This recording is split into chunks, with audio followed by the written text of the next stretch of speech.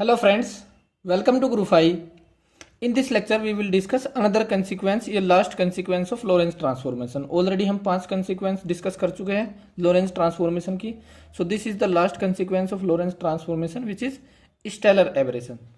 So जो stellar aberration होता है इसका मतलब क्या है? जो अर्थ होती है सन के चारों तरफ रोटेट कर रही है इन इलिप्टिकल पाथ, तो जो स्टार होगा अगर डायरेक्टली ओवरहेड होगा मतलब जेनिथ पोजीशन पर होगा अर्थ के जस्ट ऊपर, मतलब जो गैलेक्सी है हमारी उसके जस्ट ऊपर, ठीक है। तो जो गैलेक्सी है क्योंकि स्टार काफ़ी ज़्यादा डिस्टेंस पर है तो गैलेक्सी को हम एज ए पॉइंट कंसिडर कर सकते हैं, तो उसके डायरेक्टली ओवरहेड पोजीशन पर है स्टार। तो अर्थ के रोटेशन की वजह से सन के चारों तरफ जो स्टार है वो मूव करता हुआ दिखाई देगा with an angular diameter of 41 second. ये एक्सपेरिमेंट किया था 1727 में जेम्स ब्रैडली ने। So it is a consequence of earth rotation around the sun.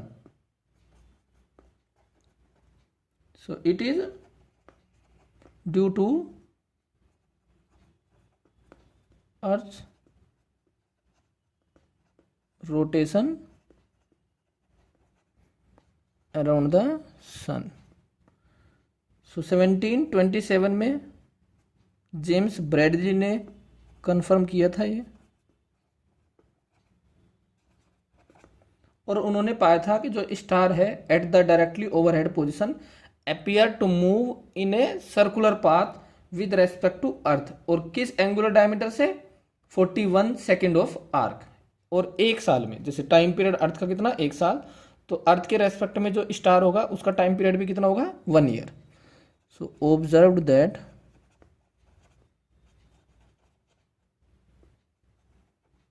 The star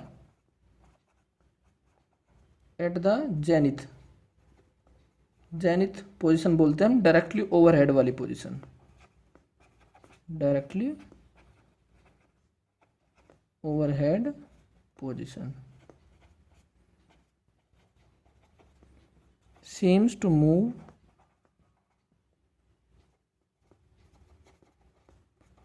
in circular path with a time period 1 year and an angular diameter of 41 second of arc.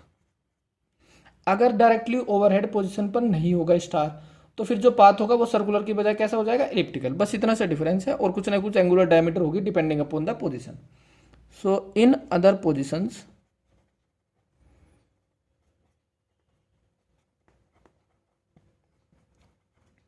The stars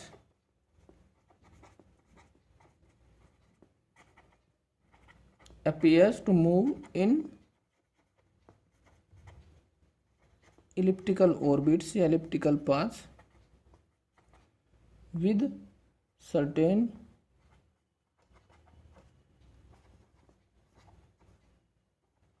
angular diameter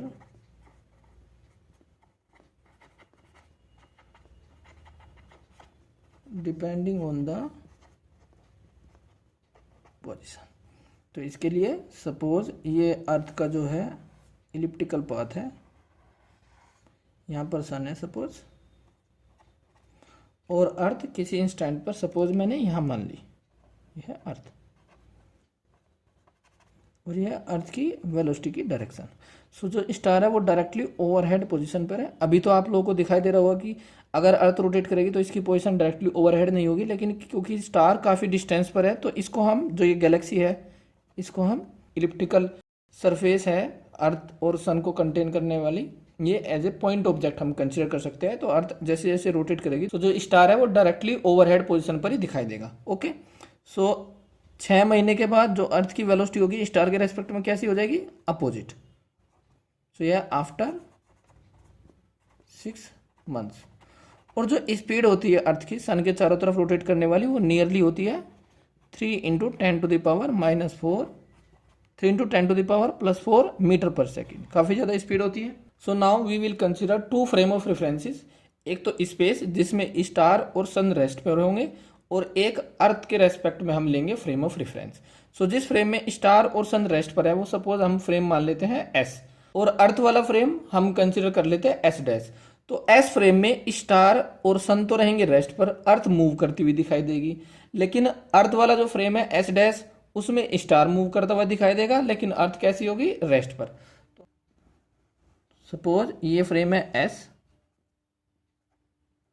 इसमें क्या है, sun and star are at rest, और जो अर्थ है वो move करती हुई दिखाई देगी। ये अर्थ है, मूव करती हुई दिखाई दे रहा है, जिसकी स्पीड कितनी है v। तो जो स्टार है सपोज किसी पोजीशन पर है, जेनिथ पोजीशन जरूरी नहीं है, हम फिर बाद में केस ले लेंगे कि डायरेक्टली ओवरहेड है। तो सपोज किसी आर्बिट्रेरी पोजीशन पर है, तो लाइट स्टार से इस डायरेक्शन में आती हुई दिखाई देगी। सपोज ये एंगल है थीटा और लाइट की स्पीड कितनी, c। ओके, नाउ अगर एस डैश फ्रेम लेते हैं, एस डैश फ्रेम कौन सा है, जिसमें अर्थ रेस्ट पर है, और इस फ्रेम की स्पीड कितनी होगी, v, और इसमें अर्थ क्या है, रेस्ट पर।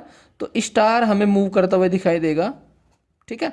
तो स्टार से जो लाइट आ रही है अर्थ के पास, वो एक बार तो इस डायरेक्शन में आएगी, सपोज इनिशियली ये डायरेक्शन है, ठीक है। और फिर क्योंकि अर्थ मूव कर रही है तो उसके रेस्पेक्ट में फिर डायरेक्शन ये वाली हो जाएगी, ठीक है। सो ये एंगल तो थीटा ही रहेगा, ये वाला। सपोज ये एंगल कितना है, theta dash. Now take the components of velocity along x axis and along y axis. तो एक्स एक्सिस का अलोंग कंपोनेंट कितना हो जाएगा एक्स फ्रेम में, माइनस सी, ये ऐसे हो जाएगा, ये एंगल थीटा, तो माइनस सी कोस थीटा एक्स एक्सिस के अलोंग, और वाई एक्सिस के अलोंग हो जाएगा माइनस सी साइन थीटा।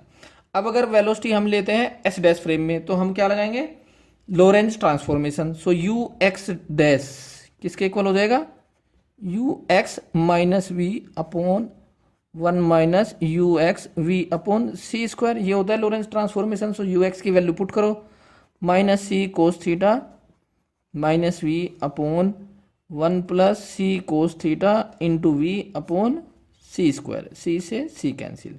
सो यू एक्स डैश आ जाएगा minus we plus C cos theta upon 1 plus v cos theta upon c. ये तो वेलोसिटी आ गई एक्स एक्सिस के along in frame S dash. और u y dash 1 upon gamma u y upon 1 minus you x we upon C square, ये होती है y axis के along. So 1 upon gamma that means 1 minus v square upon C square. U y कितना है, minus c sine theta upon, और denominator में तो यही है, सो ये हो जाएगा 1 plus v cos theta upon सी स्क्वायर। सो जो एंगल होगा एस डैश फ्रेम में, ये थीटा डैश, वो कितना हो जाएगा, tan theta dash will be equal to u y dash upon u x dash. तो इस डायरेक्शन में आती हुई दिखाई देगी light. So u y dash और यू एक्स डैश का रेशो देखना है हमें। सो ये वाला जो न्यूमरेटर है तो कट जाएगा, सो कितना हो जाएगा, root 1 minus v square by c square minus c sine theta upon minus we plus C cos theta, minus से minus cancel. So tan theta dash comes out to be root 1 minus v square by c square. इसको हम लिख सकते हैं tan theta upon सी से ऊपर नीचे divide कर लिया तो यहाँ पर v बाई सी, और कोस थीटा से ऊपर नीचे डिवाइड कर लिया तो यहाँ पर हो जाएगा 1 plus v by c sec theta. So ये एक्सप्रेशन है general for the aberration, this is called as stellar aberration expression, या expression for stellar aberration. So general expression for stellar aberration. अब क्योंकि स्टार काफ़ी ज़्यादा डिस्टेंस पर होते हैं तो जो एंगल है वो काफ़ी छोटे होते हैं, तो हम इसमें अप्रोक्सीमेशन लगा सकते हैं। सो सपोज जो थीटा डैश है वो थीटा प्लस डेल्टा थीटा है, दैट मीन्स थीटा डैश और थीटा में एक छोटा सा चेंज है, तो उसके लिए हम कंसीडर कर लेते हैं suppose theta dash is equal to theta plus delta theta, और डेल्टा थीटा क्या है, इज वेरी स्मॉल। नाउ जो वेलोसिटी है वो कितनी है, 3 into 10 to the power 4 metre पर second. So v by c किसके इक्वल हो जाएगा, 3 into 10 to the power 4 upon 3 into 10 to the power 8. So this comes out to be 10 to the power minus 4. So v square by c square क्या हो जाएगा 10 to the power minus 8, तो बहुत छोटा हो जाएगा. सो जो गामा है या root 1 minus v square by c square है उसको हम नियरली 1 कंसिडर कर सकते हैं. दैट मीन्स ये है एक्सप्रेशन थीटा डैश की जगह tan theta plus delta theta equal to root 1 minus v square by c square tan theta upon 1 plus v by c sec theta. So इसको हम nearly क्या कंसिडर कर सकते हैं, nearly equal to 1 because v square by c square is very very small in comparison to 1. So tan theta plus delta theta equal to tan theta, इसको ऊपर ले जाके लिखेंगे तो ये पावर -1 में हो जाएगा. और क्योंकि v बहुत छोटा है इन कंपेरिजन टू c तो बाइनोमियल एक्सप्रेशन लगाएंगे तो -1 यहाँ पर आ जाएगा. 1 minus v by c sec theta tan theta plus delta theta. Tan theta के अंदर multiplication tan theta plus delta theta और टेन थीटा को इधर ले जाएंगे. सो ये हो जाएगा माइनस वी बाई सी, इसको लिख सकते हैं 1 अपॉन कोस थीटा और ये sine theta by cos theta. So sine theta upon cos square theta. इसमें sine theta plus delta theta upon cos ऐसे लिख लेंगे. Sine theta plus delta theta upon cos theta plus delta theta और ये sine theta upon cos theta minus v by c sine theta upon cos square theta. LCM ले लो तो sine theta plus delta theta cos theta minus sine theta cos theta plus delta theta. That mean sine A cos B minus cos A sine B. So इसका solve करने से आ जाएगा sine delta theta upon cos theta plus delta theta minus v by c sine theta upon cos square theta. Cos theta से cos theta cancel. So यहाँ से आ जाएगा sine delta theta upon cos theta plus delta theta is equal to minus v by c tan theta sine theta by cos theta. अब क्योंकि delta theta बहुत छोटा है सो जो ये है इसको हम क्या लिख सकते हैं nearly, because delta theta is very small. So इसको हम लिख सकते हैं nearly cos theta. So cos theta से cos theta cancel, sine theta by cos theta जो है तो साइन डेल्टा थीटा आ जाएगा minus v by c sine theta. So sine delta theta किसके इक्वल हो जाएगा, sine delta theta is equal to minus v by c sine theta और sine delta theta को हम लिख सकते हैं delta theta. So this comes out to be minus v by c sine theta. So this is the difference between the angles in s frame and the s dash frame. और ये minus sign इसलिए आया क्योंकि जो angle है theta dash वो कम होगा, theta dash will be less than theta. That's why the negative sign came. Now we can write that there is an aberration in the observed direction of star. So thus there is an aberration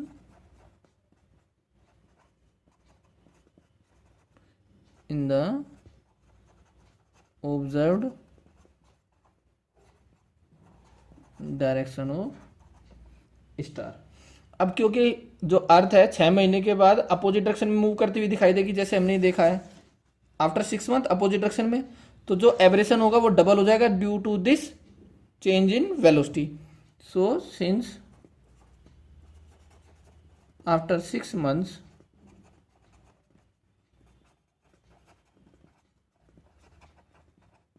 the direction of motion